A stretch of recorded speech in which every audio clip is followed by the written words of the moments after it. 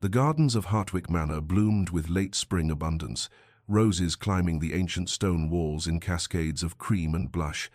their perfume mingling with the sharper scent of boxwood hedges, trimmed to geometric precision, and across the manicured lawns, society gathered like butterflies drawn to nectar, ladies in pastel silks and gentlemen in dark coats, forming clusters of conversation and laughter beneath a sky so achingly blue it seemed painted by an optimistic hand. Eleanor Hartwick stood at the periphery of it all, positioned near the reflecting pool where the light played tricks with shadow, her dove-grey dress chosen specifically to blend rather than attract, to suggest the wallpaper rather than the portrait,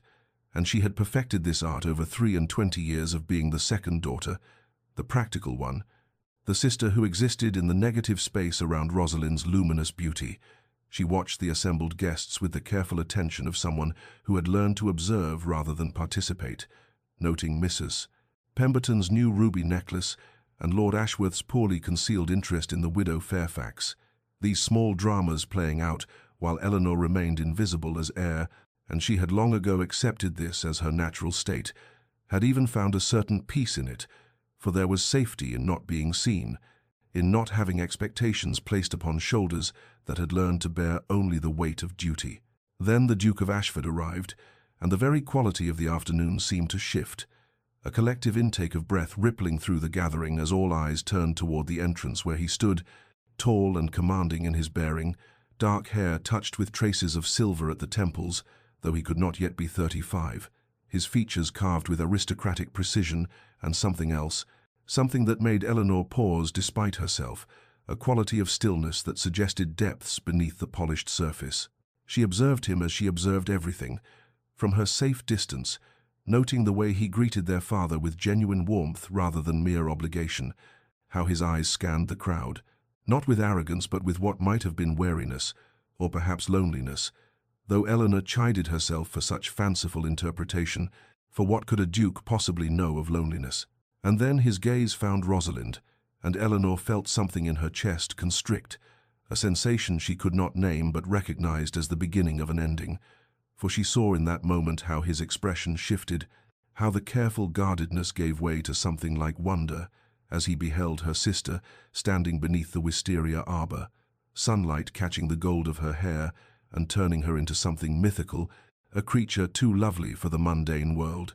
Rosalind, accustomed to such attention, smiled with practiced grace, and Eleanor watched as the Duke crossed the lawn with purpose, his path as inevitable as sunrise,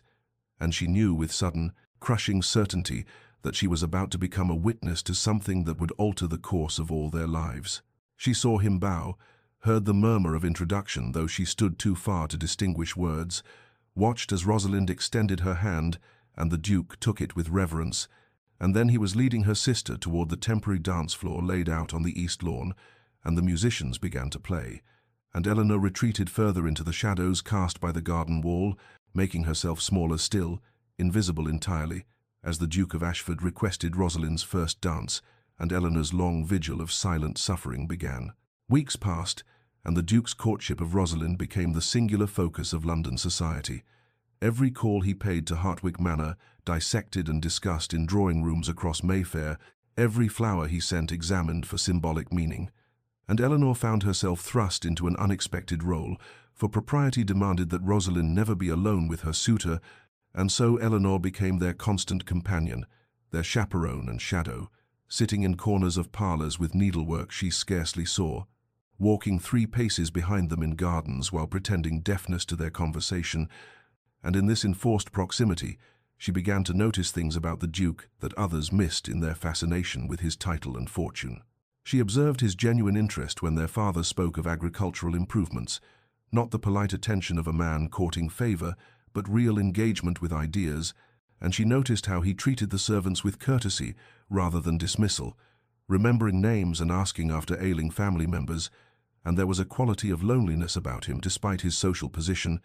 a careful guardedness that reminded Eleanor of her own practiced invisibility. He was unfailingly proper with Rosalind, attentive without being presumptuous, but Eleanor began to sense something missing in their interactions, a lack of true connection beneath the scripted courtship, though she told herself such observations were merely wishful thinking born of her own inappropriate and growing fascination. The family's expectations mounted with each visit, her mother already planning the wedding that would elevate the Hartwick name, her father calculating settlements and alliances, and Rosalind accepted it all with the confidence of one who had never doubted her own desirability, who viewed the Duke's interest as natural and inevitable as dawn following darkness. Eleanor's internal conflict intensified until it became a constant ache in her chest,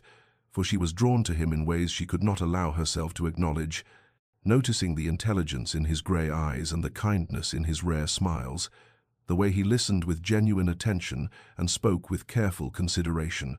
And she despised herself for these feelings, for what kind of sister coveted what was meant for another? Then came the afternoon that changed everything, or perhaps simply illuminated what had already begun, when Eleanor dropped an armful of books while descending the main staircase, the volumes tumbling and scattering across the marble floor in a cascade of leather and paper, and she knelt to gather them in flustered embarrassment, expecting the footman to assist. But it was the Duke who appeared beside her, having just arrived for his appointed call with Rosalind, and he knelt on the polished floor in his fine coat and helped collect the scattered books, and as he handed her a worn copy of Wordsworth, their fingers touched and his eyes met hers, and he said with unexpected warmth, "You have excellent taste in poetry, Miss Eleanor," and she realized with shock that he knew her name, her actual name, and not just her designation as Rosalind's sister, and something in his expression as he looked at her made her heart stop and restart with painful force. They stood there in the entrance hall, books between them like a bridge, and he asked what she thought of Wordsworth's treatment of nature and memory, and for perhaps 3 minutes they conversed, truly conversed, about poetry and philosophy and the way beauty could break the heart. And Eleanor felt seen for the first time in her life, wholly visible and recognized, until Rosalind's voice called from above, asking what detained him, and reality crashed back with crushing weight, and Eleanor stepped away with a murmured excuse and fled to her room, where she pressed her hands against her burning cheeks and acknowledged the terrible truth that she was developing feelings for the man who would marry her sister. The season ended without a formal proposal, though everyone understood it was merely a matter of time, and Eleanor endured the summer, knowing that autumn would bring the inevitable conclusion to a courtship that had become her own slow torture. Autumn arrived with its usual pageantry of gold and crimson, the social season resuming as families returned from country estates to London townhouses, and Eleanor had spent the summer months attempting to excise her feelings for the Duke through sheer force of will, filling her days with charitable work and her evenings with books that no longer brought their usual comfort, but the heart proved resistant to reason, and she found herself counting down to the season's opening with equal measures of dread and desperate anticipation. The Duke's courtship of Rosalind resumed with increased seriousness, his visits more frequent and his attention more focused, and society whispered that this would surely be the season of the long-awaited proposal. Yet Eleanor began to notice something new and terrifying, a quality of awareness in his glances that suggested her own feelings might not be entirely unreturned, though she told herself such perception was merely wishful delusion born of her own hopeless attachment. At the theatre one evening, positioned in their box with Rosalind at the front and Eleanor in the customary shadows behind, she felt the weight of observation and looked up to find the Duke's gaze fixed not on her sister, but on herself, his expression unguarded for just a moment, before he seemed to catch himself and redirect his attention to the stage. But Eleanor's hands trembled so violently she had to clasp them together to still them, and the opera might as well have been silence for all she comprehended of it afterward. Her internal turmoil intensified until it became a constant companion, guilt warring with longing, the certainty of her own invisibility battling against these moments that suggested otherwise, and she hated herself for hoping, for allowing even the smallest kernel of possibility to take root when she knew the inevitable conclusion must be Rosalind's triumph and her own continued obscurity. Rosalind, meanwhile, treated the Duke's courtship with casual confidence bordering on indifference,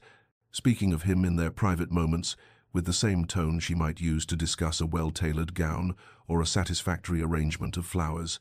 appreciating his qualities without any evidence of deeper feeling,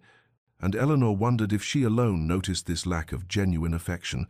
or if love was simply different for people like Rosalind, who had never doubted their own worth. Then came the small moment that nearly undid Eleanor's resolve entirely, a dinner at Hartwick Manor, where conversation turned to literature, and Eleanor mentioned in passing her preference for Shakespeare's sonnets over his plays, finding more truth in compressed emotion than sprawling drama. And 3 days later, a book arrived at the house, a beautiful leather-bound volume of the complete sonnets, with a card that read simply, "For Miss Eleanor Hartwick, who understands the heart of poetry." And though it bore no signature, she knew his hand immediately, and she held that book against her chest in her room and wept for the impossibility of everything. She resolved then to bury her feelings deeper still, to build walls so high and thick that no glance or gesture could penetrate them, to become truly invisible rather than merely overlooked, for the alternative was a slow madness that would destroy her, and she could not, would not, be the cause of disruption to her family's plans or her sister's future, even if that future was with the only man Eleanor had ever loved or would love. And so she practiced indifference like a language until she could meet his eyes without betraying herself, or so she hoped. Rain arrived on a Tuesday afternoon in late October, steady and grey, turning the windows of Hartwick Manor into streaming silver, and driving the afternoon's social gathering into the stuffy confines of the drawing room where Rosalind held court among admirers, while their mother presided with barely concealed triumph. And Eleanor slipped away as she had perfected the art of doing, seeking refuge in the library, where silence and solitude might provide respite from the performance of enthusiasm she could no longer sustain. The library was her sanctuary, a vast room of dark wood and leather-bound volumes that smelled of paper and pipe smoke and the particular must of old knowledge, and she settled into the window seat with a volume of Keats, watching rain trace patterns down the glass, while trying to lose herself in odes to autumn and nightingales. But the words blurred before her eyes, because her mind kept returning to the drawing room. She had fled. To the Duke's expression when she had excused herself, something almost like disappointment flickering across his features before propriety smoothed it away. She had been there perhaps 20 minutes when the library door opened and closed with careful quietness, and she looked up, expecting the butler or perhaps her father. But it was the Duke who stood there, his dark coat spotted with rain, as though he had stepped outside despite the weather, and their eyes met across the book-lined space with an impact that seemed to still the air between them. "Miss Eleanor," he said, and his voice held a quality she had never heard before, something raw and unguarded. "I apologize for the intrusion. I did not realize anyone had sought refuge here. I merely needed a moment away from—" He trailed off, the unfinished sentence hanging between them like a confession, and Eleanor should have risen, should have offered to leave, should have maintained the careful distance she had promised herself, but instead she heard herself say, "The rain makes drawing rooms feel smaller somehow, does it not?" And he smiled then, genuinely smiled, and crossed to the window seat where he asked permission with a gesture before settling at the opposite end. A proper distance maintained, yet somehow more intimate than any conversation they had shared in Rosalind's presence. They spoke of literature at first, the safe territory of books and poetry. But somehow the conversation deepened into philosophy and meaning, the nature of duty versus desire, the weight of expectations, and the cost of living for others' approval. And Eleanor found herself saying things she had never articulated, even to herself, her words tumbling out with an honesty that should have terrified her, and the Duke listened with an intensity that made her feel simultaneously exposed and understood, and he spoke of loneliness in crowded rooms and the performance of courtship versus the reality of connection, and they both knew they were no longer discussing abstractions, but something immediate and dangerous, and utterly real. The moment stretched and transformed, charged with everything unsaid, and the Duke leaned forward slightly and said in a voice barely above a whisper, "Eleanor, I must tell you." But Rosalind's voice cut through the intimacy like a blade, calling from the hallway, "Has anyone seen the Duke? He seems to have vanished entirely." And Eleanor jerked back as though scalded, the spell broken with devastating completeness, and the Duke stood with visible effort at composure as the door opened and Rosalind appeared, her expression moving from mild annoyance to sharp calculation as she took in the scene, her sister and her suitor alone in the library. And she said with false lightness, "How cozy you both look, but the Duke promised me a game of cards, and I mean to collect." And Eleanor watched the Duke's expression shutter closed, watched him assume the role of dutiful suitor as he offered Rosalind his arm. But before he left, he glanced back at Eleanor, and she saw such conflict in his eyes, such barely restrained longing, that she pressed her hand against her chest, as though she could physically contain the breaking of her heart, and when they were gone, she remained frozen in the window seat, while rain continued its relentless descent,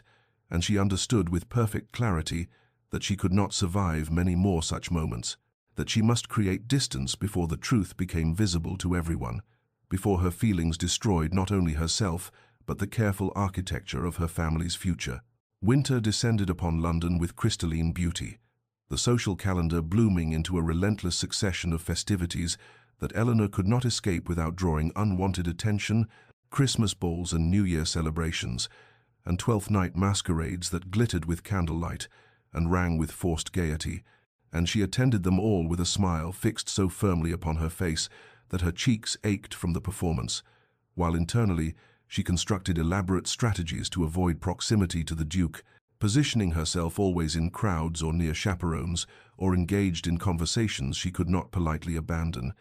Yet he seemed to possess an uncanny ability to circumvent every defense she erected, appearing at her elbow during refreshments, or requesting introductions to her charitable acquaintances, or simply standing near enough that she felt the heat of his presence like a physical touch. The inevitable collision came at the Rothmore Ball in mid-January, when social obligation and her mother's pointed insistence forced Eleanor to accept the Duke's request for a waltz, and as his hand settled at her waist and hers came to rest upon his shoulder, she felt the 3 weeks of careful avoidance shatter into irrelevance, and the physical awareness between them so intense that she wondered how the entire ballroom could not perceive it, the electricity that seemed to arc through the proper distance between their bodies, and they moved through the steps with a synchronicity that felt like confession, their bodies speaking truths their words could never acknowledge. "You have been avoiding me," he said quietly as they turned, his voice pitched for her ears alone, and Eleanor kept her gaze fixed somewhere beyond his shoulder as she replied with forced lightness, "I cannot imagine what would give you such an impression, Your Grace." But he tightened his grip fractionally and said, "Eleanor, please, do not dissemble. Not with me, not after," and she cut him off with desperate urgency, whispering, "We cannot speak of it. We must not. There is nothing to be said that would not make everything infinitely worse."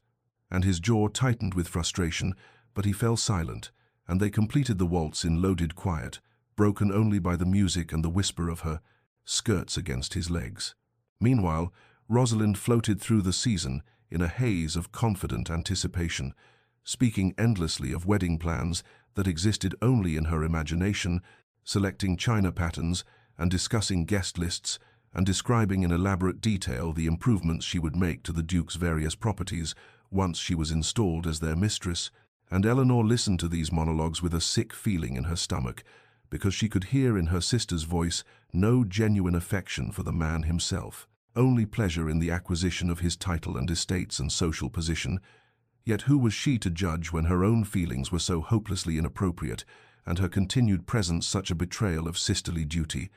Her mother noticed Eleanor's distress one evening after a particularly trying musicale, finding her daughter pale and trembling in the retiring room, and with uncharacteristic gentleness drew her aside and said,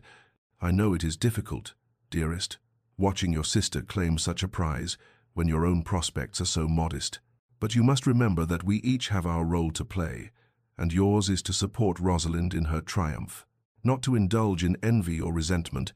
And the fundamental misunderstanding of Eleanor's suffering was so complete, so devastating in its wrongness, and that she could only nod mutely while something inside her crumbled further.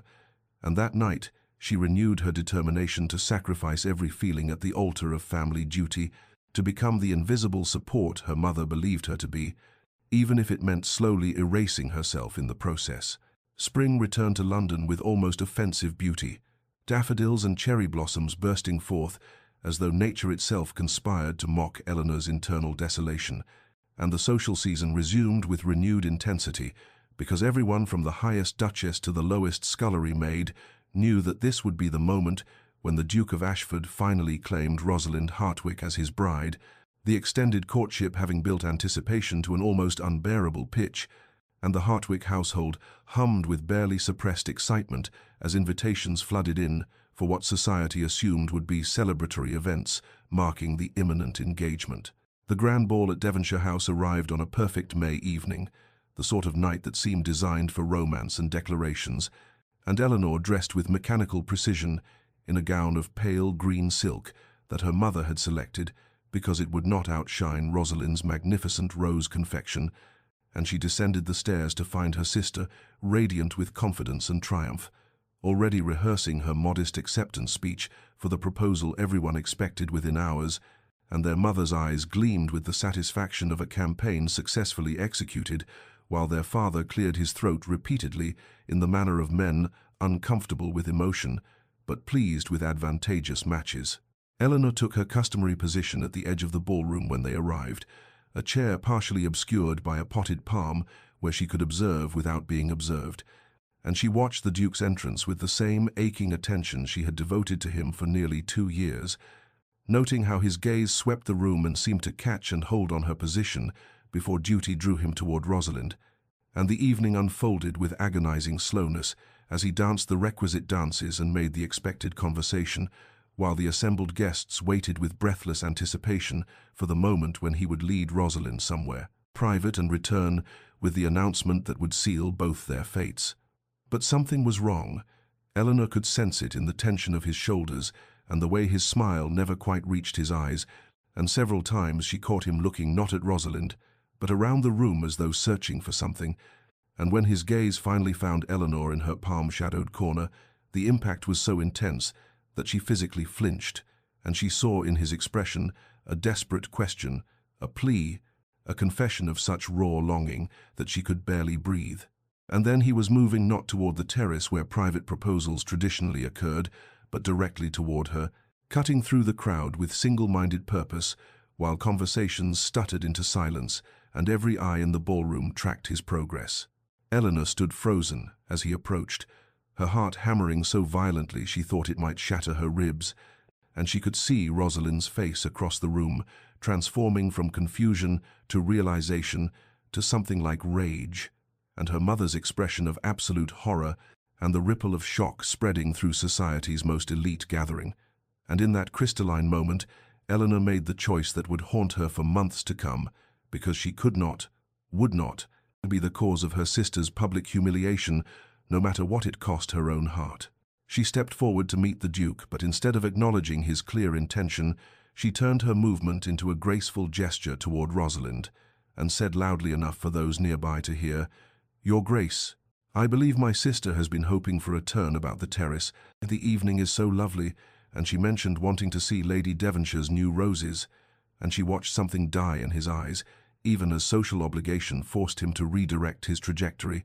to offer his arm to Rosalind instead, to play out the scene everyone expected, and Eleanor sat back down with trembling legs, while the Duke and Rosalind disappeared onto the terrace, and the ballroom held its collective breath. But the proposal did not come. The minutes stretched into a quarter hour and then longer, and when the Duke and Rosalind finally returned, she was smiling with brittle brightness, and he looked like a man condemned,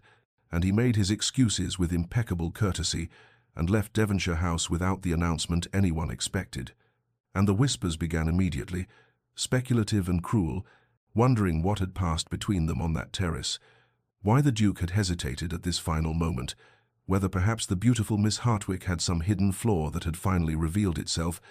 and Eleanor watched her sister's mortification transform into defensive pride, while she herself sat in her shadowed corner, and knew with perfect clarity that she had just sacrificed everything for a duty that was destroying them, and all, that her active encouragement of a match built on falsehood and social expectation rather than genuine feeling had only prolonged an agony that must eventually reach its breaking point, and she had never felt more lost, or more alone, or more certain that she had made a terrible, irreversible mistake. The Duke's departure from London 3 days after the Devonshire ball arrived with such abruptness that society barely had time to register his absence before he was gone. His townhouse shuttered, and his staff dispatched to his country estate in Derbyshire, with instructions that suggested an extended retreat from the social whirl, and the void he left behind seemed to intensify rather than diminish the speculation about what had transpired on that fateful terrace, whispers growing more elaborate and cruel with each retelling, until Rosalind could barely show her face at afternoon calls,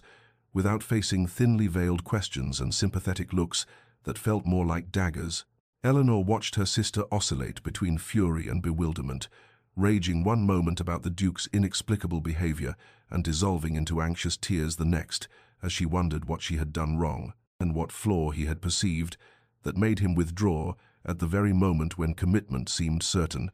And Eleanor could offer no comfort because any explanation would require confessions she could never make, so she simply held Rosalind's hand and murmured meaningless reassurances while her own heart felt like lead in her chest. Summer settled over London with oppressive heat that drove most of society to their country estates, and the Hartwicks retreated to their modest holdings in Kent, where Eleanor threw herself into the familiar routines of rural life with desperate intensity, tending the gardens and visiting tenant families, and losing herself in books from the library that she read without comprehension, the words sliding across her vision while her mind replayed endlessly that moment when the Duke had walked toward her with such purpose and she had turned him away, and she told herself again and again that she had done the right thing, the only thing, even as the certainty felt increasingly hollow. The letter arrived in mid-July on an afternoon so hot that the air seemed to shimmer, delivered by special messenger in a manner that suggested its importance, and Eleanor's hands trembled as she broke the ducal seal and unfolded the thick paper to find the Duke's familiar script covering both sides of the page. The content ostensibly innocent, a description of improvements he was making to his Derbyshire estate, and inquiries about a botanical text she had mentioned months ago during one of their brief conversations.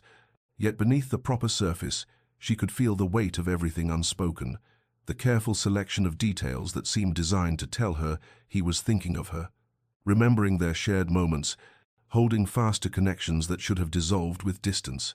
Eleanor sat in her bedroom for 3 days debating whether to respond at all, drafting letter after letter that she immediately burned in her fireplace, some too revealing in their warmth, and others so coldly formal that they felt like cruelty,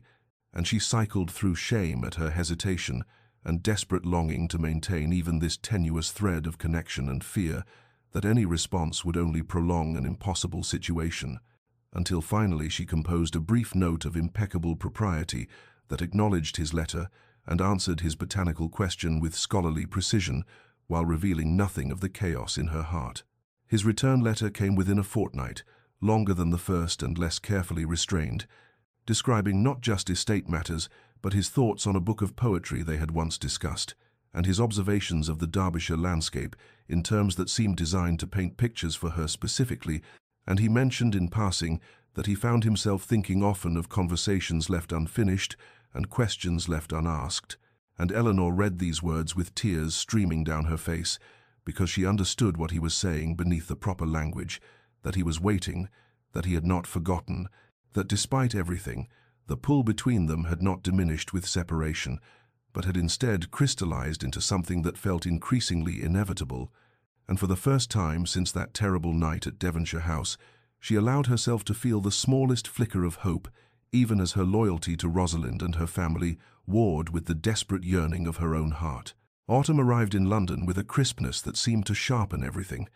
the edges of buildings appearing more defined against skies of impossible blue, and the social season opened with heightened anticipation because the Duke of Ashford had returned after his summer retreat, and society watched with avid curiosity to see how he would navigate the complicated situation he had created, whether he would finally propose to Rosalind Hartwick, or whether the extended courtship would dissolve entirely into scandal and speculation. Eleanor felt her stomach clench when she first saw him across Lady Pemberton's drawing room, noting immediately that something fundamental had shifted in his bearing during the months of separation, a new determination in the set of his shoulders and a directness in his gaze that suggested he had reached some internal resolution, and when his eyes found hers, the impact was so immediate and powerful that she had to grip the arm of her chair to steady herself, and she watched as he made the requisite greetings to Rosalind with impeccable courtesy that somehow felt hollow, performative, as though he were an actor reciting lines from a play whose ending he already knew and resented. The weeks that followed established a pattern that felt increasingly dangerous, the Duke maintaining the outward forms of courting Rosalind while creating opportunities to speak with Eleanor that seemed innocent enough individually but accumulated into something that could not be mistaken for mere politeness, and Eleanor found herself walking in the gardens of various estates with him, ostensibly as Rosalind's chaperone, while her sister entertained other guests. Found herself standing beside him at museum exhibitions, discussing art and philosophy, while Rosalind grew bored and wandered away. Found herself sharing charged glances across ballrooms and dinner tables with an intensity that surely must be visible to anyone who cared to look. And people were looking,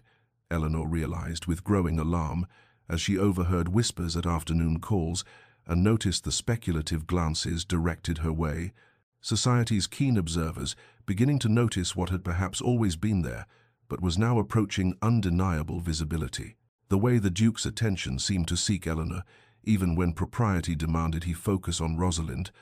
the way his entire posture changed when Eleanor entered a room, the way conversations between them carried an electric charge that was absent from his interactions with her sister. Rosalind remained supremely confident despite the whispers, treating Eleanor with a condescension that had sharpened into something approaching cruelty, making casual remarks about Eleanor's plainness and scholarly tendencies in company, as though her younger sister's differences were amusing character quirks rather than fundamental aspects of her being. And one afternoon in their shared sitting room, she turned to Eleanor with eyes that glittered with something Eleanor could not quite name, and said with devastating casualness, "You should not harbor foolish hopes about a man so far above your station, dear sister. The Duke may enjoy discussing your dusty books with you, but he would never consider someone so ordinary as a wife." And Eleanor felt something crack inside her chest, years of patient acceptance and careful self-denial suddenly giving way to a fury she had never allowed herself to feel, and she stood with trembling hands and said in a voice she barely recognized as her own, "Perhaps, Rosalind, you should consider whether a man who finds intellectual conversation threatening is truly the husband you desire." And she walked from the room, leaving her sister staring after her in shocked silence, while Eleanor's heart, hammered with the recognition that she had finally, after nearly 3 years of silent suffering, allowed herself to speak a truth that could not be taken back. The charitable event at St. Catherine's Hospital occupied Eleanor's attention completely on a crisp October afternoon. Her organizational skills deployed in coordinating donations and managing volunteers with an efficiency that came from genuine care rather than social obligation, and she moved through the wards, speaking with patients and overseeing the distribution of blankets and provisions with a focus that allowed her, temporarily, to forget the impossible tangle of her personal life, the way her heart seemed to exist in a constant state of conflict between duty and desire, and between what she owed her family and what she could no longer deny she felt. The Duke arrived mid-afternoon with a substantial contribution that drew murmurs of appreciation from the hospital trustees, but Eleanor noticed immediately that his attention was not on the accolades but on her, his gaze following her movements through the ward as she knelt beside a young mother to adjust an infant's blanket and spoke with elderly patients who had no family to visit them, and she felt the weight of his observation like a physical touch, even as she determinedly did not look in his direction, focusing instead on the work that always made her feel most herself, most valuable beyond the narrow confines of beauty and marriageability that society used to measure a woman's worth. Rosalind had arrived with their mother earlier, but had already retreated to the trustees' salon after a brief and obviously perfunctory walk through the wards, her discomfort with illness and poverty evident in every carefully maintained distance from the patients, her contribution to the charity consisting entirely of her presence, and a few prettily worded sentiments that meant nothing beyond their surface pleasantness. And Eleanor watched the contrast with a clarity that felt almost cruel, understanding for perhaps the first time that the differences between herself and her sister ran deeper than mere appearance, that they were fundamentally different in the things they valued and the ways they moved through the world. The Duke found her in the hospital's small garden, where she had stepped out for a moment of air after hours of close work indoors, the autumn light slanting golden through the leaves of the single oak tree that dominated the space, and he approached with a directness that suggested he had been waiting for precisely this moment of privacy, his expression carrying such intensity that Eleanor felt her breath catch in her throat, even as she told herself she should not be alone with him like this, that every moment they spent together only made the impossible situation more painful. "I have watched you today," he said without preamble, his voice low and urgent, "and I have seen what I have always known, that you possess a compassion and capability that transforms everything you touch, that you do not simply perform charity as a social obligation, but engage with it as though every person you encounter matters fundamentally, as though their suffering is your own." And Eleanor felt tears spring to her eyes at hearing herself seen so clearly, at having someone recognize the part of herself she valued most and had always felt went unnoticed in a world that cared only for the exterior. "Your Grace, you should not speak to me this way," she whispered, even as everything in her wanted to step closer, to close the distance between them and surrender to the pull that had been building for 3 endless years. "I am not the woman you are courting. I am not the future you have been building, and I will not be the cause of my sister's heartbreak, the source of scandal that ruins my family's reputation." But even as she spoke the words, her voice broke on them, revealing the cost of this noble restraint, the way it was slowly destroying her from the inside. "And what of yours?" he asked, and the question hung between them like a challenge and a plea. "What of your heartbreak, Eleanor? What of the way I see you diminish yourself year after year, accepting invisibility as though it were your deserved portion, when in truth you shine brighter than anyone I have ever known? What of the fact that every moment I spend maintaining this charade with your sister feels like a betrayal of everything true and real that exists between us?" His use of her given name, intimate and forbidden, sent a shock through her entire body, and Eleanor found herself unable to maintain the distance she had so carefully constructed, the words tumbling from her in a rush of desperate honesty she had never permitted herself before. "You ask what of my heartbreak, as though you do not know, as though you have not watched me break piece by piece for 3 years while you courted my sister, as though I have not spent countless nights wondering what flaw in myself made me unworthy of the regard you showed her, as though I have not memorized every moment we have shared and replayed them endlessly in the prison of my own mind." And she was crying now, tears streaming down her face as 3 years of repressed feeling finally found voice. "But my heartbreak does not matter, cannot matter, because I am the second daughter, the plain sister, the one who was never supposed to hope for anything beyond a practical match with a country gentleman, and I will not destroy Rosalind's happiness for my own impossible desires. I will not be that selfish, that cruel." The Duke stepped closer, his hand reaching for hers but stopping just short of actual contact, trembling in the air between them, as though he too recognized that to touch would be to cross a line from which there could be no return, and his voice when he spoke carried such anguish that Eleanor felt it resonate in her own chest. "Then tell me what to do," he said, "because I cannot continue this performance much longer. I cannot keep pretending that my heart has not chosen you from almost the first moment I saw you, that every conversation with your sister does not feel like a hollow echo of what I experience when I speak with you. Tell me how to either commit fully to a marriage that would be a lie, or how to release us all from this torment without causing the very devastation we both wish to avoid." And Eleanor understood that he was asking her to make the decision that would determine all their futures, placing the burden of choice on her shoulders even as she had no good answer to give. She looked at him through her tears, at this man she had loved in silence for so long, and felt the weight of impossible choices crushing down upon her. And finally she said in a voice barely above a whisper, "You must either propose to Rosalind and marry her, giving her the life she has planned and releasing me to accept my own fate, or you must end the courtship entirely and leave us both free, but you cannot continue this half-existence that tortures all of us with hope and despair in equal measure, that keeps society speculating, and my sister anxious and my own heart suspended in a torment that grows worse with each passing day." And having spoken these words, she turned and fled before she could see his response, before she could watch him make a choice that she feared, in her deepest heart, would break her completely regardless of which path he chose. The winter ball at Ashworth House arrived draped in crystalline splendor, chandeliers casting prismatic light across marble floors, while the cream of London society gathered in their finest silks and jewels, and the air itself seemed to vibrate with anticipation, because everyone knew, with the certainty that comes from months of observation and speculation, that tonight the Duke of Ashford would finally propose to Rosalind Hartwick and end the longest courtship in recent memory, though the whispers in corners suggested complications that the main actors seemed determined to ignore. Eleanor had dressed with particular care, a perverse impulse to look her best on the night she would watch her heart's desire pledge himself irrevocably to another. Her gown, a deep sapphire that made her eyes luminous, even as she felt hollow inside.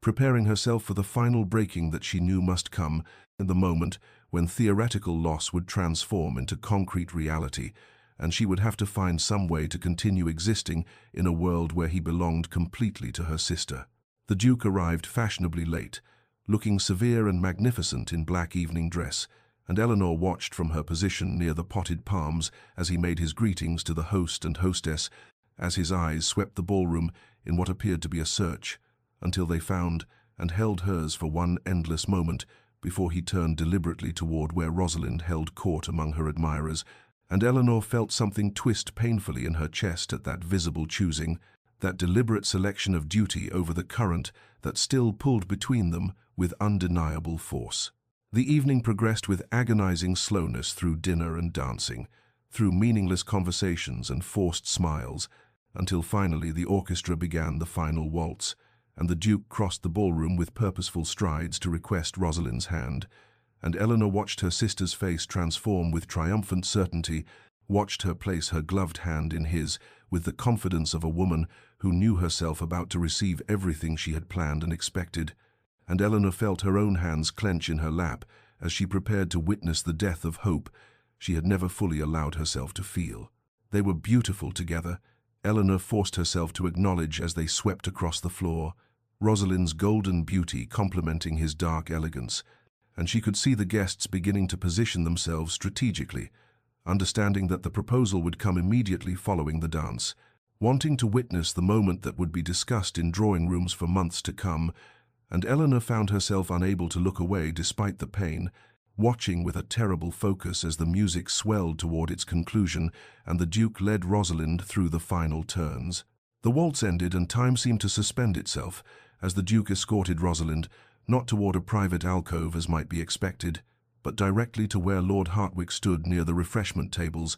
and the crowd parted before them like water before a ship's bow, absolute silence falling across the ballroom as society collectively held its breath, and Eleanor felt her heart hammering so violently she thought it might be visible through the silk of her gown, as she watched the Duke bow formally to her father and request a private word, and Lord Hartwick nodded with barely suppressed satisfaction, while Rosalind's smile grew radiant with certainty. But then the Duke spoke, his voice carrying in the silence with devastating clarity, words that shattered expectation like crystal striking stone, as he said with impeccable courtesy and visible strain, "Lord Hartwick, I must beg your forgiveness and ask for additional time to consider the serious step of matrimony, as I find I cannot in good conscience proceed without further reflection on whether I can offer your daughter the devotion she deserves." And the ballroom erupted in shocked whispers, while Rosalind's face transformed from triumph to humiliation in the space of a heartbeat, her complexion draining to white and then flooding with mortified crimson as she stood exposed before all of society as the woman who had been courted for 3 years without securing a proposal. Eleanor watched in horror as her sister swayed slightly, saw their mother's face contort with fury and their father's expression harden with outrage, and she moved without conscious thought, crossing the ballroom to Rosalind's side and placing a steady arm around her sister's shoulders, murmuring words of comfort while guiding her toward the retiring room as the crowd pressed closer with avid curiosity, and in the chaos she felt, rather than saw the Duke's gaze follow her progress, felt the weight of his tortured attention as she chose once again to support her sister, even as her own world collapsed into confusion and desperate, treacherous hope that she immediately crushed, because how could she allow herself to feel anything but grief when Rosalind had just been publicly devastated in front of everyone who mattered? The Hartwick household descended into chaos in the days following the ball, the drawing room becoming a theater of recrimination and wounded pride as Rosalind alternated between tearful devastation and volcanic rage. Her humiliation made worse by the knowledge that all of London society had witnessed her public rejection,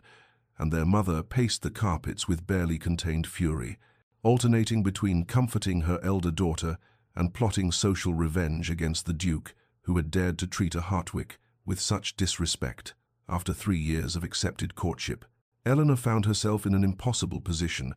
caught between her genuine sympathy for Rosalind's pain and a treacherous awareness that she could not bring herself to condemn the Duke as thoroughly as her family expected, and when she attempted to offer comfort to her sister, she found herself rebuffed with a cruelty born of suffering, Rosalind turning on her with accusations that perhaps Eleanor had somehow encouraged the Duke's hesitation, that her constant presence as chaperone had created some unfortunate impression, and though the words were spoken in grief rather than genuine belief, they struck Eleanor like physical blows, because was there not some terrible truth in them? Had she not allowed her feelings to show in glances and moments she thought were private? Their father took a more pragmatic approach to the crisis, his primary concern being the family's reputation and whether the Duke's public uncertainty would damage Rosalind's prospects with other suitors, and he spent hours in his study composing carefully worded letters to influential friends attempting to control the narrative, to frame the situation as the Duke's own inadequacy rather than any failing on Rosalind's part. While society's gossip reached cruel and inventive heights, with speculation ranging from secret scandals to questions about Rosalind's virtue that made Eleanor's blood boil with protective anger,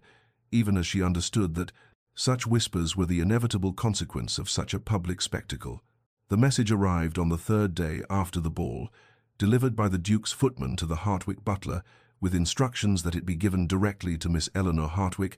and the household erupted in fresh outrage at this impropriety, their mother declaring it unconscionable that the Duke should attempt to communicate privately with the younger sister of the woman he had just humiliated,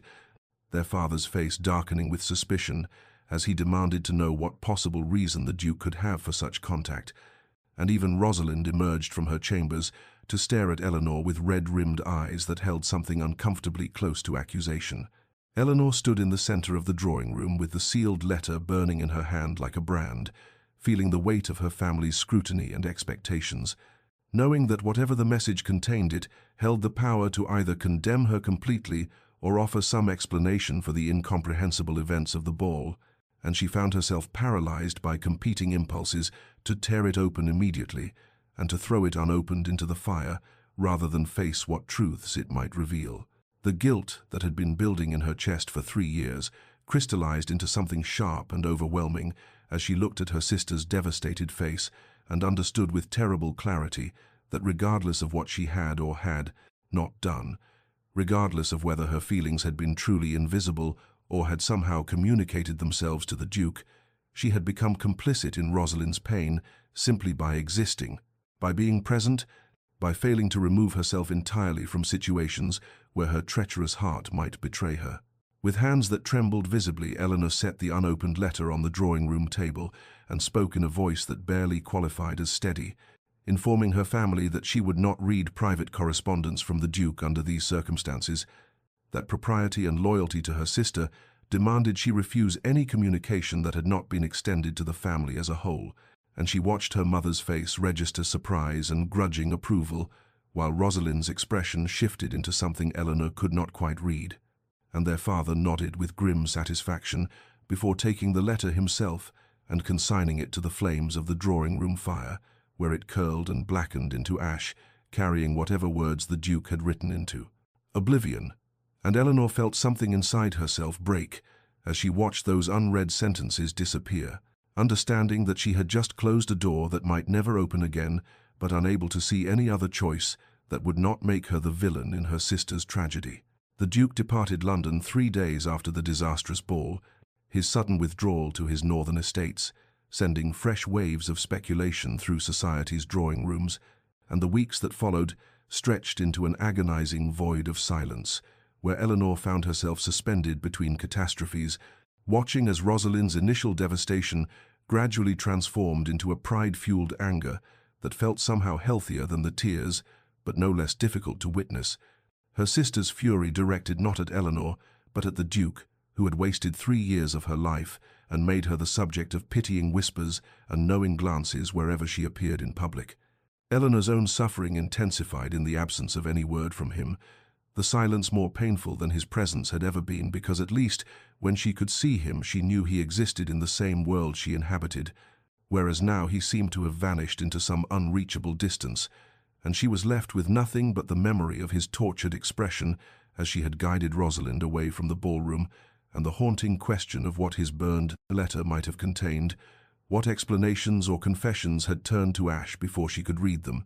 and she found herself caught in an impossible position where she had lost both her sister's complete trust, for Rosalind sometimes looked at her with a confusion that suggested uncomfortable thoughts were forming, and any chance she might have had with the Duke, for surely her refusal to read his message had communicated a rejection as clear as words could have done. The days became a blur of forced normalcy, where Eleanor attempted to maintain her usual routines while feeling as though some essential part of herself had been hollowed out and replaced with numbness, and she retreated into the solitary pursuits that had always been her refuge, spending hours in the Hartwick library surrounded by books whose words she could not seem to absorb,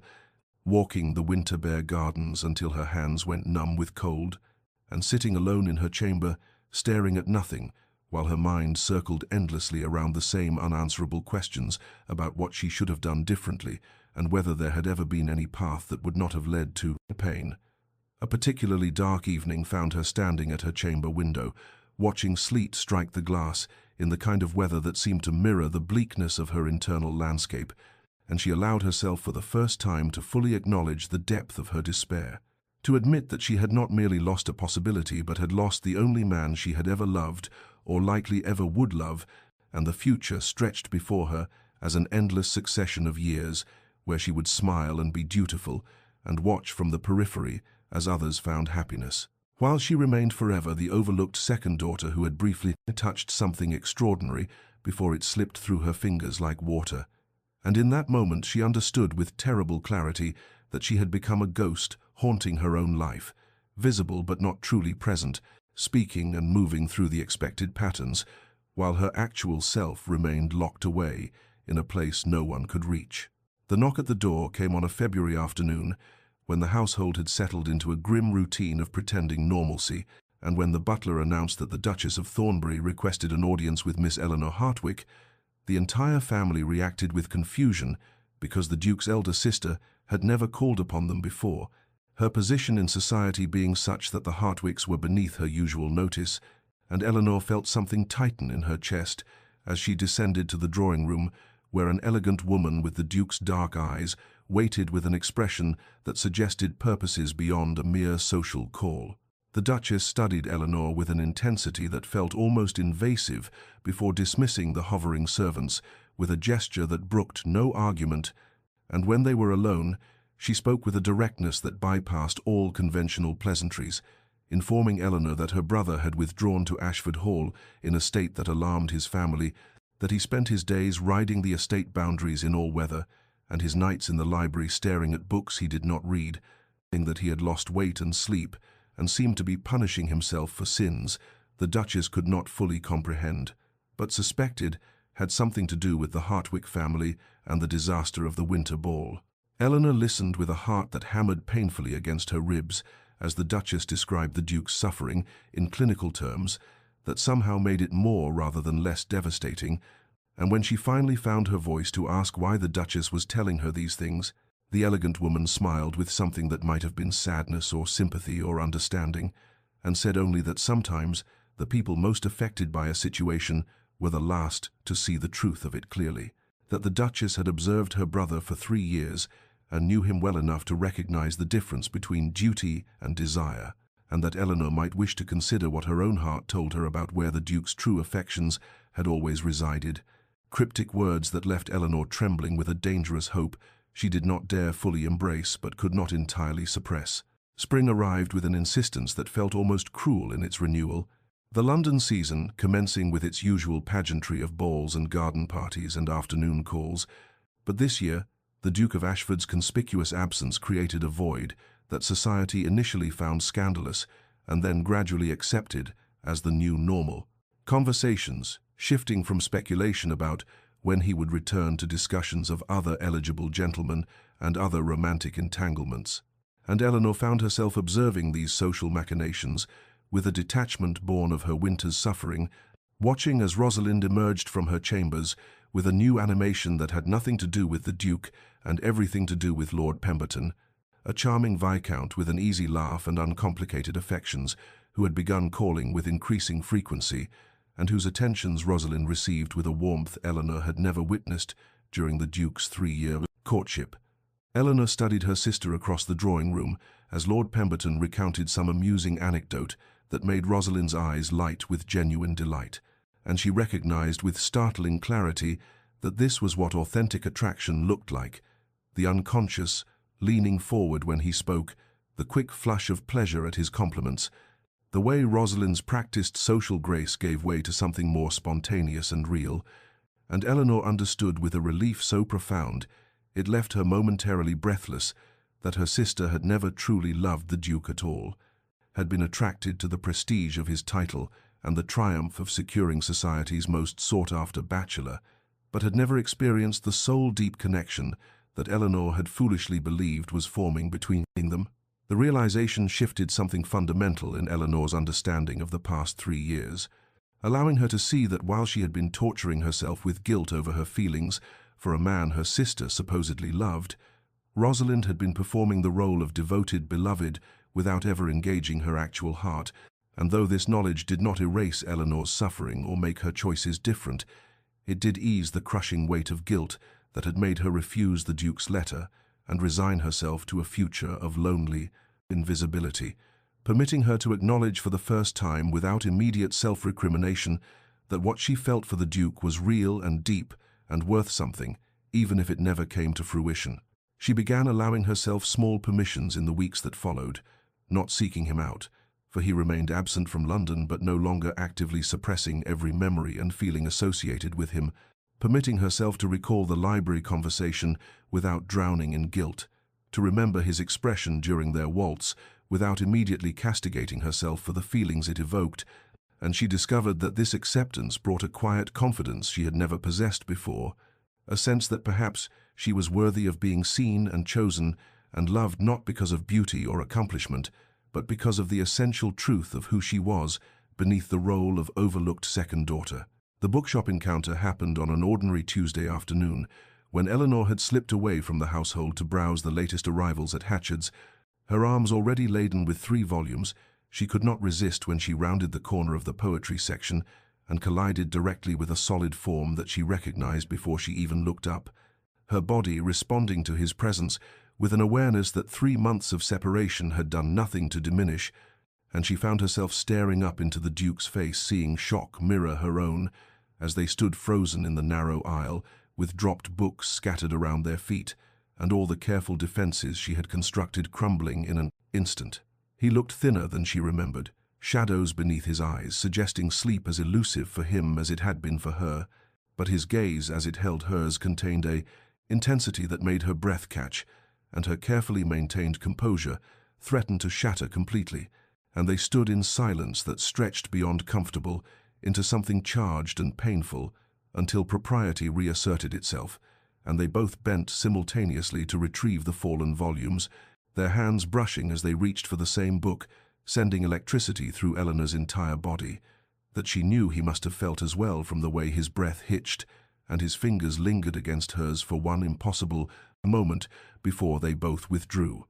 The exchange of pleasantries that followed felt absurd, given the depths of feeling swirling beneath the surface, Eleanor inquiring after his health in a voice that trembled despite her best efforts, while he responded with equal formality, though his eyes never left her face. And she was desperately aware that they were in public with other patrons nearby, and that any extended conversation would fuel exactly the kind of gossip that had made the winter so unbearable, yet she found herself unable to simply walk away, rooted to the spot by the terrible hunger to know why he had returned to London now, and what he intended, and whether the suffering she read in his face matched her own. But before either could speak beyond the required courtesies, the shop owner appeared to assist them, and the moment fractured, leaving Eleanor to gather her books and depart with a brief curtsy, while the Duke stood watching her retreat with an expression that haunted her dreams for weeks afterward.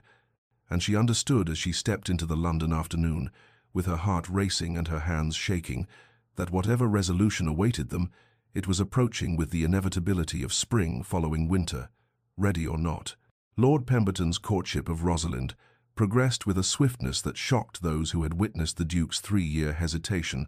the charming Viscount calling daily at the Hartwick residence, with flowers and poetry, and an easy attentiveness that made Rosalind bloom in ways Eleanor had never observed during the long years of being courted by a duke. And within 3 weeks of their first proper conversation at Lady Marchmont's musicale, the entire household recognized that something genuine was forming between them, something uncomplicated by duty or expectation or the weight of social positioning that had characterized Rosalind's previous romantic entanglement. Eleanor found herself watching her sister with a mixture of relief and fascination as Rosalind laughed at Lord Pemberton's jests with unaffected delight,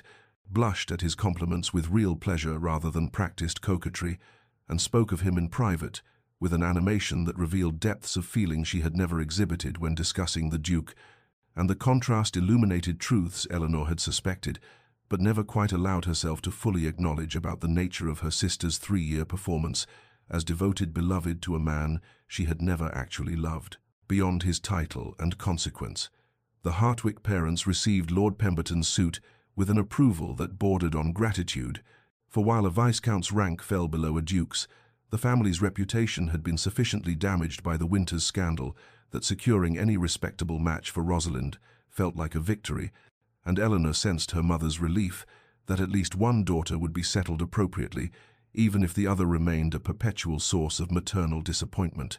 Though lately her mother's sighs over Eleanor's unmarried state had grown less frequent, as if she had finally accepted that her second daughter was destined for spinsterhood, and there was no point in continued lamentation. The afternoon when everything shifted between the sisters arrived on an unseasonably warm May day when Eleanor discovered Rosalind alone in the morning room, surrounded by fabric samples and invitation designs for an engagement that had not yet been formally announced, but seemed inevitable given Lord Pemberton's increasing devotion, and Rosalind looked up from her planning with an expression that held none of her usual casual superiority, gesturing for Eleanor to sit beside her with an openness that had been absent from their relationship since childhood, and what followed was perhaps the most honest conversation the sisters had ever shared as adults. Rosalind spoke with a candor that surprised Eleanor, admitting that she had never truly loved the Duke, despite 3 years of accepting his courtship, that she had been dazzled by the prospect of becoming a duchess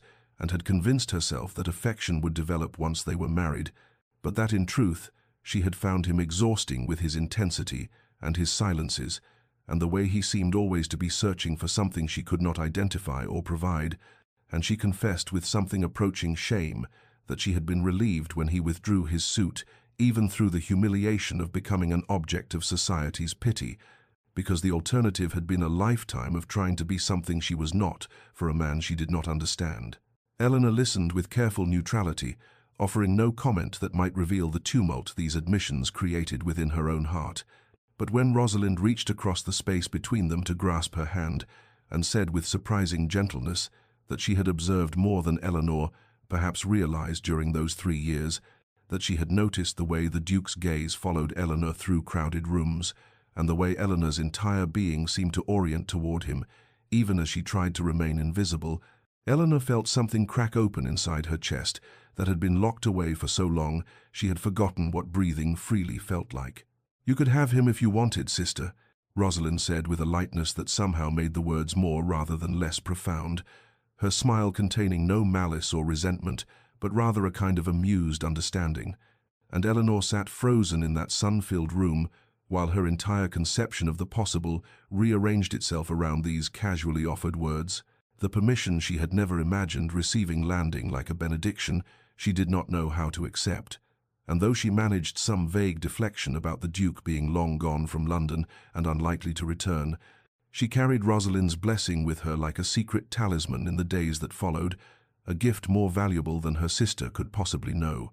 The invitation to Rosalind's engagement ball arrived on cream-colored paper with gilt edging, announcing a celebration of her betrothal to Lord Pemberton. The event scheduled for the first week of June, when London's social season reached its glittering apex,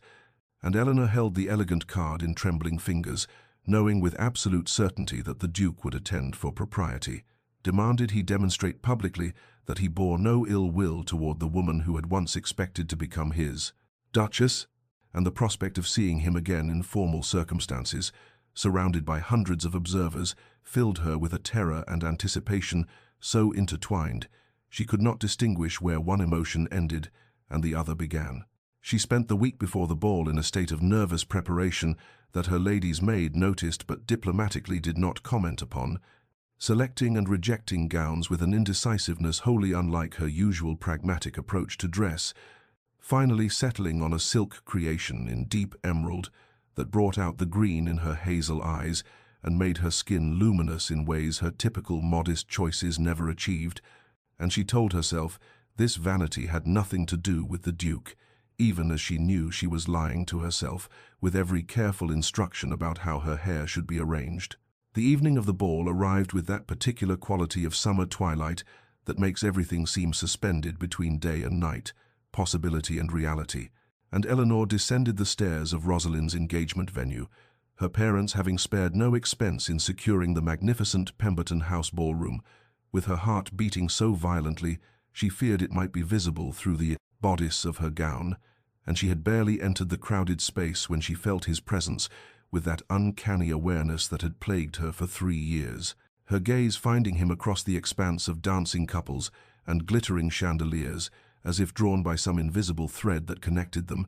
despite all the obstacles and pain and impossible circumstances that should have severed any bond between them. He stood near the terrace doors in evening dress that emphasized the breadth of his shoulders and the austere perfection of his features, speaking with Lord Pemberton with every appearance of cordiality, though Eleanor noticed the tension in his posture that suggested he was as aware of her presence as she was of his,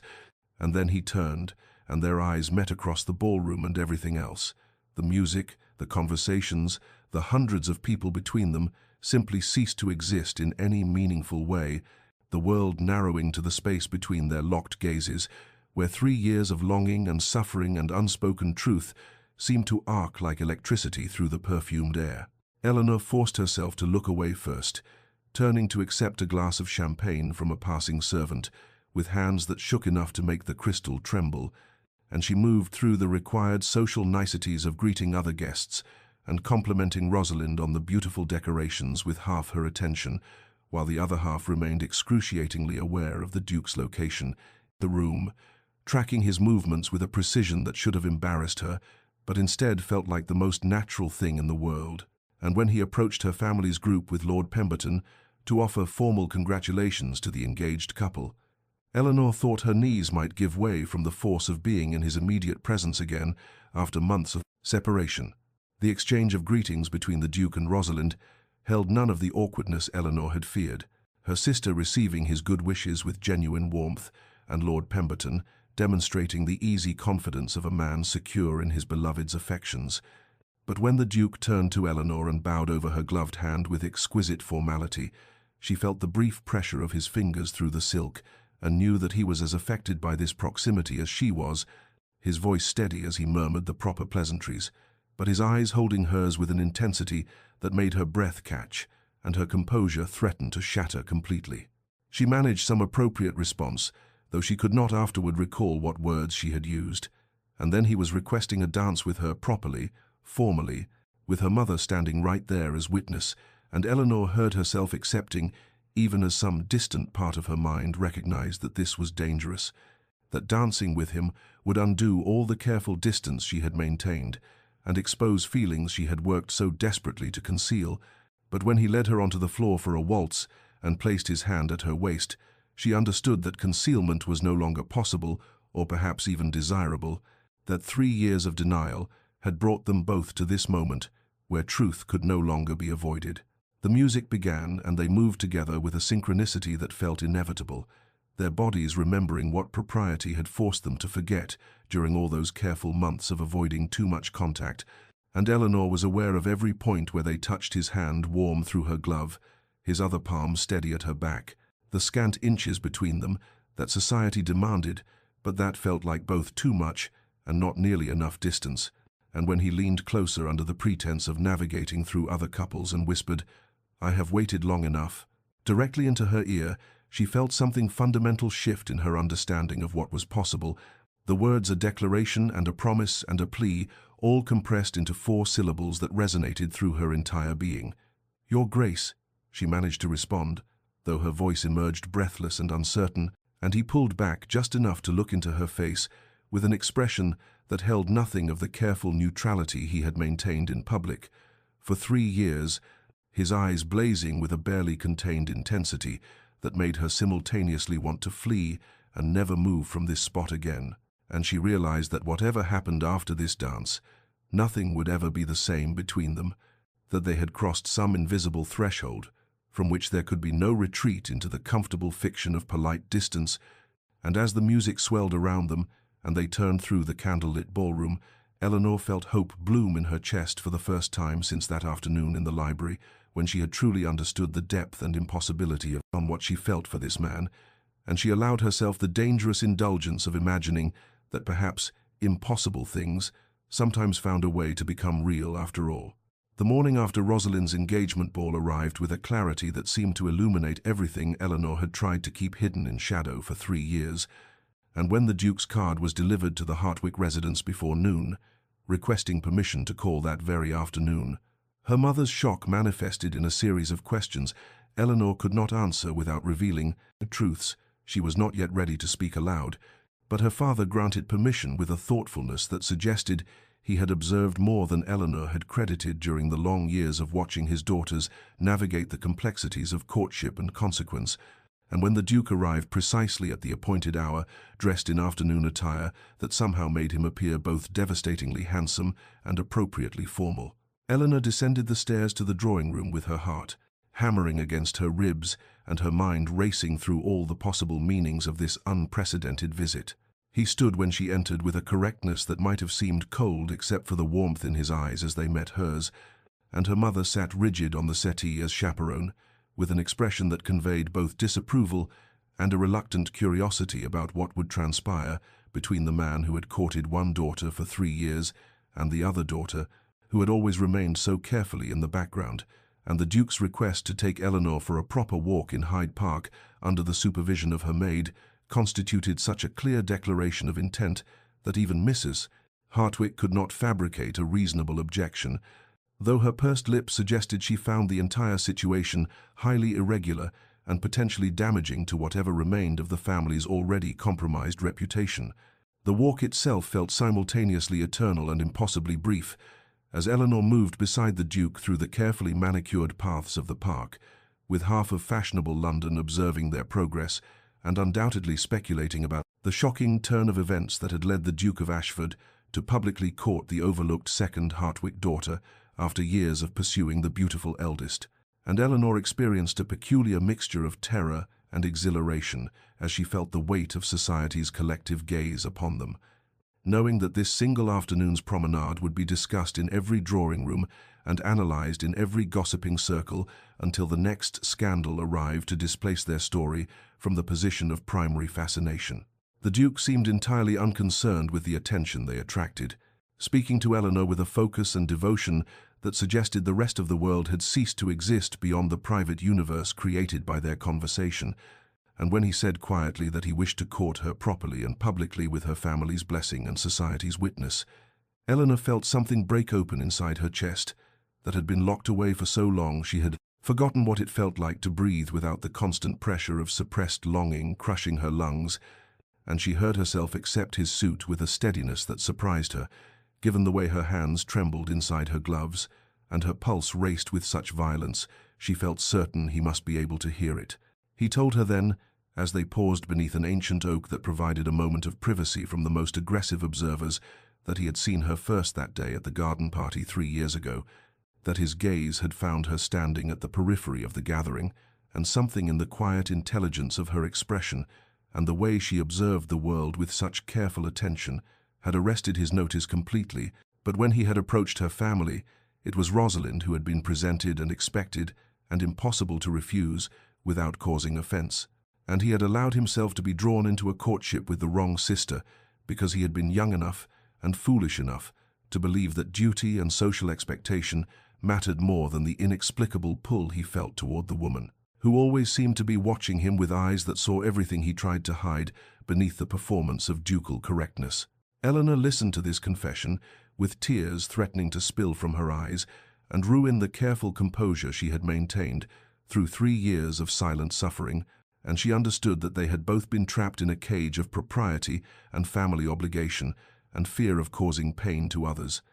but that the cage door had finally opened, and they were stepping into a future neither had dared to imagine even in their most private moments of desperate hope. And when he asked permission to call upon her again tomorrow and the day after that, and every day until she grew tired of his presence, she laughed through her tears and told him she suspected that day would never arrive, and the smile that transformed his usually austere features into something approaching joy made her believe that perhaps 3 years of waiting had been necessary after all, that some loves required patience and suffering and the slow accumulation of understanding before they could emerge into the light where everyone could see what had always been true for those willing to look closely enough. The weeks that followed the Duke's first official call transformed into a courtship unlike anything Eleanor had imagined during all those years of silent longing. For instead of the careful formality that had characterized his pursuit of Rosalind, this courtship unfolded with an intensity of genuine connection that seemed to compress 3 years of suppressed conversation into every afternoon walk and evening entertainment, and they discovered in each other a hunger to finally speak all the thoughts they had been forced to keep locked away when propriety and family obligation had made honesty impossible. He confessed one afternoon, as they strolled through the British Museum, examining classical sculptures that he had chosen duty over his heart for far too long, that every time he had called upon Rosalind, he had been acutely aware of Eleanor's presence in the room and had found himself unconsciously directing his comments toward her, rather than the woman he was ostensibly courting,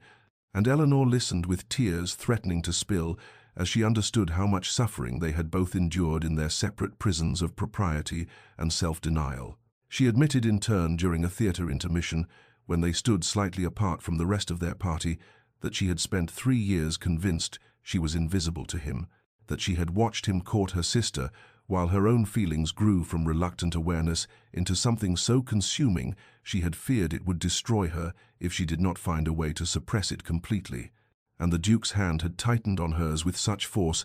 that she knew he shared her grief over all the wasted time, even as they both recognized that perhaps the depth of what they felt now existed precisely because they had been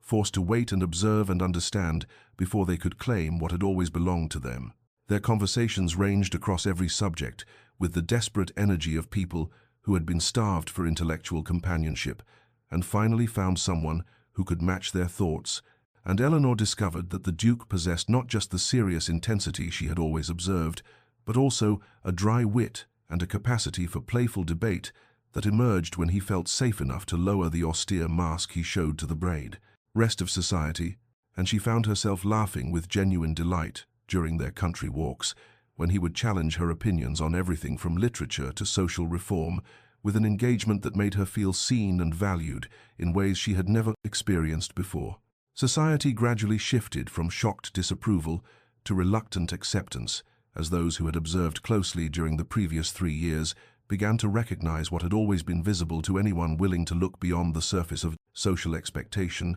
and the whispers that had initially suggested scandal transformed into speculation about how the Duke and Eleanor's obvious connection had been overlooked for so long,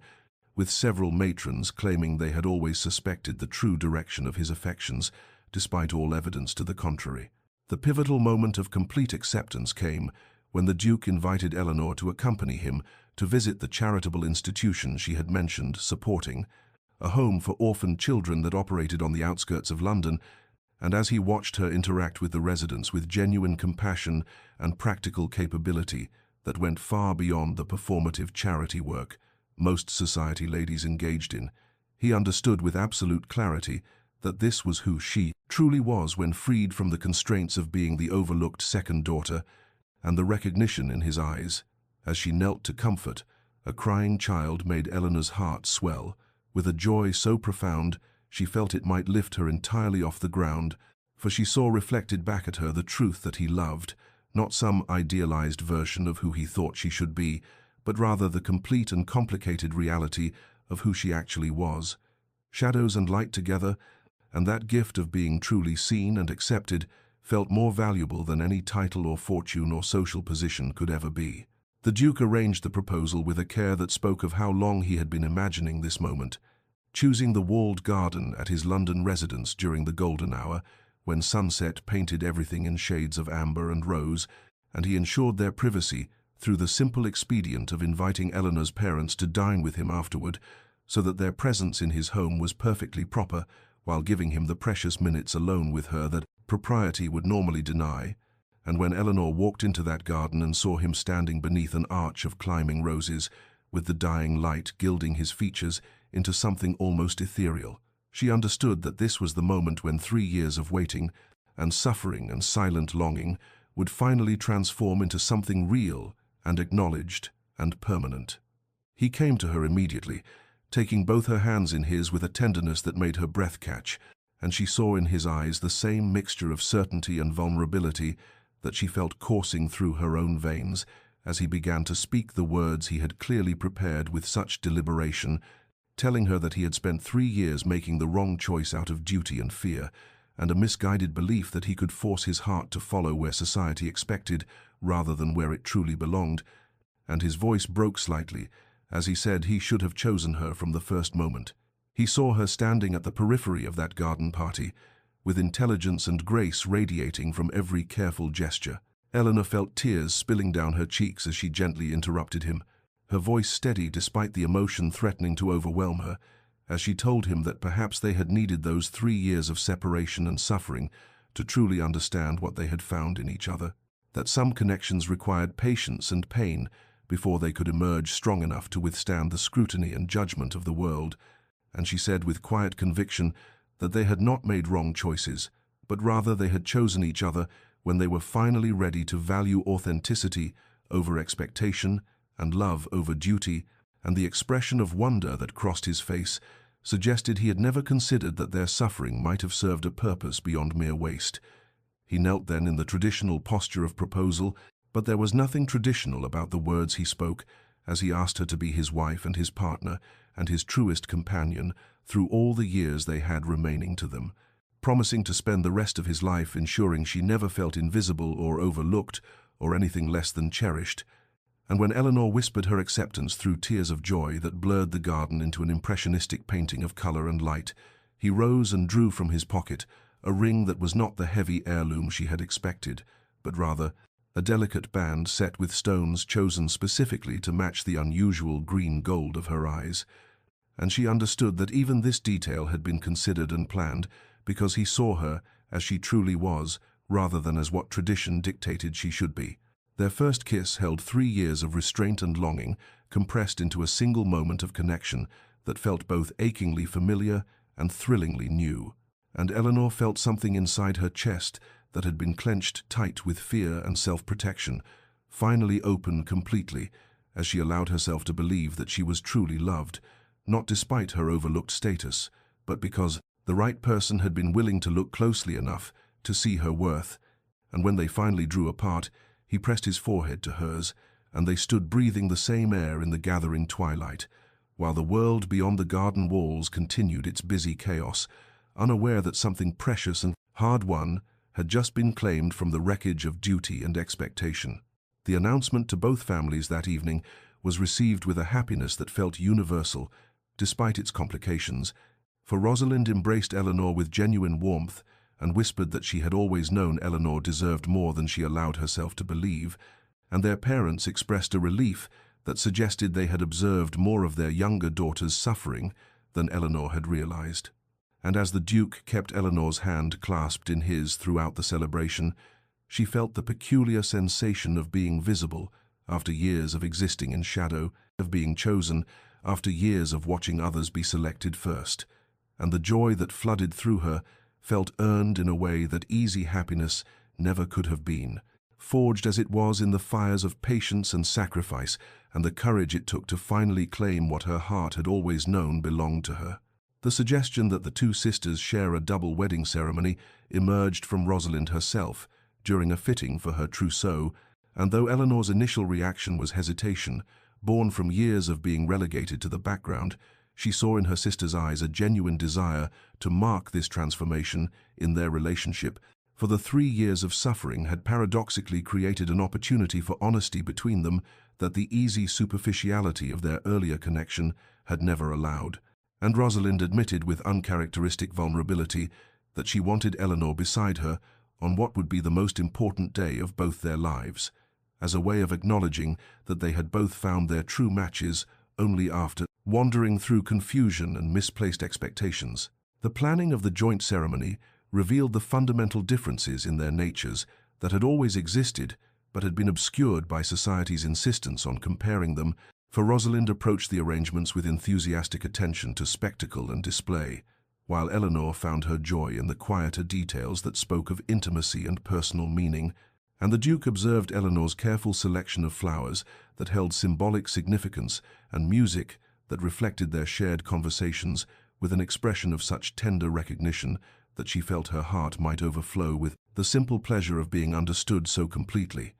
The weeks of preparation transformed into a peculiar form of making up for lost time, as the Duke found excuses to be present for nearly every decision and consultation, and Eleanor teased him gently about his sudden interest in the minutiae of wedding breakfast menus and seating arrangements, until he confessed that he had spent 3 years denied the right to court her properly, and he would not surrender a single moment of this precious time when he could finally claim his place at her side without subterfuge or guilt. Rosalind's genuine happiness for Eleanor manifested in unexpected moments of sisterly affection, and one afternoon, as they reviewed fabric samples together, she reached across the table to grasp Eleanor's hand and said with quiet intensity that Eleanor had always deserved more than she believed herself worthy of receiving, that their mother's unconscious favoritism and society's shallow values had convinced Eleanor she existed only to support others, when the truth was that she possessed a strength and depth that Rosalind had always secretly envied, even as she had taken her privileged position for granted. The night before the wedding, Eleanor found herself unable to sleep, her mind racing with a mixture of anticipation and the peculiar grief that accompanies the ending of one chapter, even when the next promises greater happiness, and when a servant delivered a sealed letter from the Duke with instructions that she read it before retiring. She broke the wax with trembling fingers and discovered words that captured everything they had been to each other and everything they would become, a promise written in his precise hand that tomorrow would mark not an ending of their unconventional courtship, but rather the beginning of a partnership built on the foundation of genuine recognition and hard-won understanding. And she penned her own response through tears of joy that blurred the ink slightly, as she told him that she would carry the memory of every stolen glance and suppressed conversation and moment of silent longing into their marriage as proof that what they had found together was worth every moment of suffering it had required. And she sealed her letter with a prayer of gratitude that patience and courage had finally led them both home to where they had always belonged. Eleanor woke on her wedding morning to sunlight streaming through her window and the sealed letter resting on her bedside table where she had placed it the night before, and her hands trembled slightly as she broke the wax and unfolded the pages to discover words that somehow captured both the gravity of the commitment they were about to make and the profound joy of finally claiming what had been denied them for so long. For he had written that today marked not merely a wedding, but rather the formal acknowledgement of a connection that had existed in silence and shadow for 3 years, and as she dressed in the gown of ivory silk that had been chosen to complement rather than compete with Rosalind's more elaborate confection, she felt a peace settle over her that came from knowing she was walking toward a future built on genuine recognition rather than compromise or settling. The ceremony itself unfolded in the ancient stone church, filled with summer blooms and golden light, and when Eleanor walked down the aisle on her father's arm, she saw nothing but the Duke waiting at the altar, with an expression that validated every moment of suffering and patience, for his eyes held a mixture of wonder and certainty, and such profound love that she felt tears threatening to spill before she had even reached his side. And beside him stood Lord Pemberton, waiting for Rosalind, with his own expression of besotted happiness that confirmed both sisters had found exactly what they needed rather than what society had expected them to want. The vows they exchanged carried a weight of meaning that only those who had wandered through years of unspoken longing could fully appreciate, and when the Duke promised to honor and cherish her, Eleanor heard the echo of every stolen glance and suppressed conversation and moment when they had chosen duty over desire,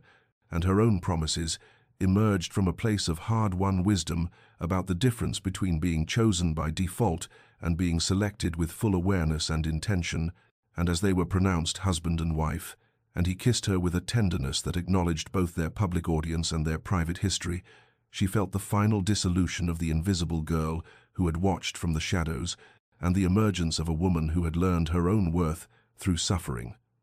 The celebration that followed sparkled with genuine joy, rather than mere social obligation, and Eleanor found herself surrounded by well-wishers who seemed to understand that something precious had been claimed from the wreckage of convention. And as evening drew near, and she stood beside her husband watching Rosalind dance with Lord Pemberton, she felt her sister's hand squeeze hers briefly in a gesture of solidarity that spoke of their transformed relationship, and the Duke drew her into the dance floor for a waltz that felt like an echo of that charged moment. 3 years prior, when they had first touched while pretending their hearts were not racing in tandem, and he whispered that he would spend the rest of his life ensuring she never doubted her visibility or worth, and she replied that he had already given her the greatest gift by waiting until they both understood what they were choosing. 5 years later, Eleanor stood in the walled garden of their country estate, watching her children play among the roses, while the Duke approached with their youngest daughter in his arms, and the scene held an almost dreamlike quality of domestic happiness that seemed impossible given the suffering that had preceded it. For their partnership had deepened into something that encompassed not merely romantic love, but also intellectual companionship and shared purpose in managing the estate and supporting the charitable endeavors that had always been. Eleanor's passion and evidence of their collaboration existed in every aspect of their life together, from the reformed tenant conditions to the school they had established in the village, to the way they made decisions as genuine partners rather than following the traditional hierarchy that relegated wives to decorative roles. That evening, as the children were settled, and they sat together in the library that had become their private sanctuary, the Duke pulled Eleanor into his arms and reflected that perhaps those 3 years of waiting had been necessary to forge them into people capable of appreciating what they had found. And Eleanor agreed, while also acknowledging that she would not wish to repeat the suffering even knowing its ultimate purpose,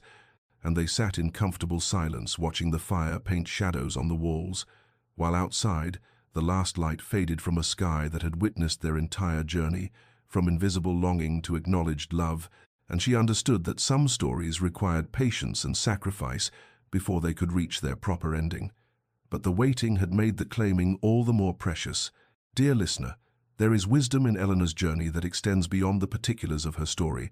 For how many of us have stood in the shadows believing ourselves invisible while waiting for recognition that seemed destined never to arrive, and how many have convinced themselves that being overlooked was a reflection of their worth rather than a failure of perception in those doing the looking. And yet Eleanor's transformation teaches us that sometimes the greatest courage lies not in demanding immediate acknowledgement, but in maintaining faith in our own value, even when the world seems determined to ignore it. And her story reminds us that being chosen second can sometimes mean being chosen correctly, with full awareness and intention rather than superficial attraction or social expectation. And while patience in the face of suffering is painful, it can also create depths of understanding and appreciation that easy happiness never achieves. And so perhaps the lesson is this: you deserve to be seen fully and chosen deliberately by someone who recognizes your worth, not despite your quiet strength, but because of it. Someone who will wait through seasons of difficulty for the privilege of claiming your hand.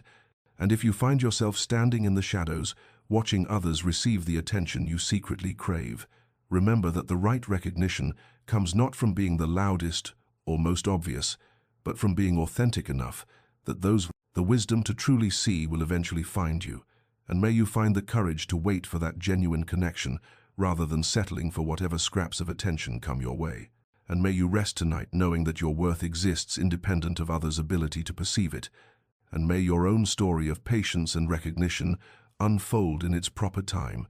bringing you the love you deserve. This story comes to you from Love and Deepness, where we believe in the transformative power of patience, the courage required for vulnerability, and the profound joy of being truly seen. And if Eleanor's journey resonated with your own experiences of waiting and hoping, and finally claiming what you deserved, please share this story with someone who needs the reminder that being overlooked is temporary, but genuine worth is permanent.